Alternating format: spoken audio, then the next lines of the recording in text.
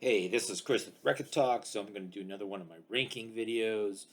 And so I'm going to rank some Juliana Hatfield songs. I'm going to give you a baker's dozen, a top 13 with some rules. Each is from a different album. The song has to be written or co-written by her, so I'm not going to be picking any covers for this. I've made a playlist for this. I'll put it in the description. I'll link it up at the end of the video in one of these corners. So let's get into it. So my number 13 is going to be from the 1998 album Bed. Um, I've got the Japanese version, so I've got the little CD OB. The Japanese version's cool because it also has the Please Do Not Disturb EP and two bonus songs that are actually only available on the Japanese version of the CD. So I'm picking the song Sneaking Around, which is sort of like being in a relationship with somebody who doesn't really seem to want to admit they're in a relationship with you. I almost picked Swan Song from this album. It's got some pretty cool lyrics about Jack and Diane. Camera, I Want to Want You. There's a lot of good songs on Bed. Um, then number 12, I went very early. I went back to the Blake Babies, and I picked the song called Cesspool off the Earwig album. I love the bass line on this. This is a song co-written with John Strom. I suspect my understanding is usually when the songs are co-written by Juliana and John, there was usually music by John, lyrics by Juliana. I don't know 100% if that's the case with Cesspool or not. But it's kind of about a fantasy about um, blowing away polluters, but we don't really get to do that. My number 11 is going to be Jamie's Back in Town, which is, my opinion, the strongest song off the In Exile Deo album from 2004. Um, Getting Lines, not too bad either. But Jamie's, it's actually Jamie's in Town is officially the name of the song. But I always think of it as Jamie's Back in Town because, I mean, that's the way the lyrics actually go. Very catchy, very hooky song. Um, so I'll go get another. All right, my number 10 is going to be I Don't Know What to Do with My Hands. So this originally appeared on the Minor Alps album Get There from 2013. Was also done on the Juliana Hatfield 3 Whatever My Love from 2015. So this is a song that was co-written with Matthew Cause for the Minor Alps project. Matthew Cause is the singer and songwriter from Not a Surf. Um, and while all the songs on this are listed as co-written by Juliana and Matthew, I think most of the songs were primarily written by one or the other. And I'm pretty sure I Don't Know What to Do with My Hands really sounds like a Juliana song. There are some other ones on this that really sound like Matthew Cause songs. The song Maxon, which is probably my second favorite from the Minor Alps, I'm pretty sure was mainly written by Matthew. Um, my number 9 is going to be from the How to Walk Away CD from 2008, and it's the song This Lonely Love. So she's sampling herself. The piano riff off of It Should Have Been You from the In Exile Deo album. It features Richard Butler from Psychedelic Furs doing background vocals. It was co-written with Andy Chase, who was the producer of this record. Um, and so I'll go with that. There's some other pretty good songs on here. Such a Beautiful Girl, which had Matthew Cause singing as well. Just Lust. Um, then, as sort of a rarity for my number 8, I'm going to pick the song Waves. And Waves appeared on this Safe and Sound benefits.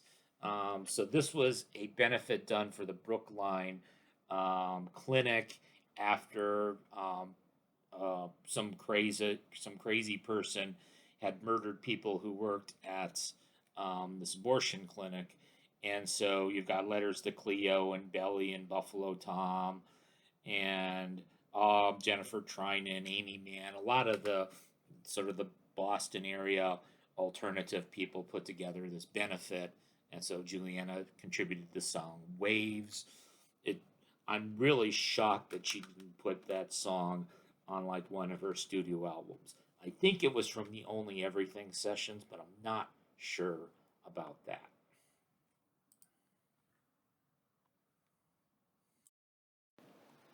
All right, number 7, I'm going to do her most famous song, My Sister, which was off of the um, Become What You Are album, which I have on CD, not on vinyl, but I do have this as both a 7-inch and a 10-inch single. I'm showing you the 10-inch single. I believe this was a UK pressing. It's got a couple songs that didn't make the album and a demo version of A Dame with a Rod. But My Sister was like, it was like a number 1 on the modern rock track. Got fairly heavy play on MTV. Um, the version I put in the playlist was from her appearance on Late Night with Conan, and it is her most well-known song. For my, what number am I at? For my number 6, I went with the new album Blood from 2021. Got a version on nice bloody red vinyl. I went with the opening track, The Shame of Love. The song was co-written with Jed Davis, so while some of it sounds very much Juliana-ish with the lead-in with the acoustic guitar, her vocal style, there's a lot of the keyboard work on it which doesn't sound like a Juliana Hatfield album. I think a lot of that is the influence of Jed, who worked with her on several of the songs on this album and gave it kind of a fresher, more modern sound, I guess you would say.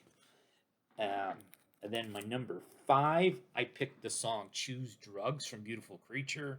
And again, here's a Japanese CD with the Obi.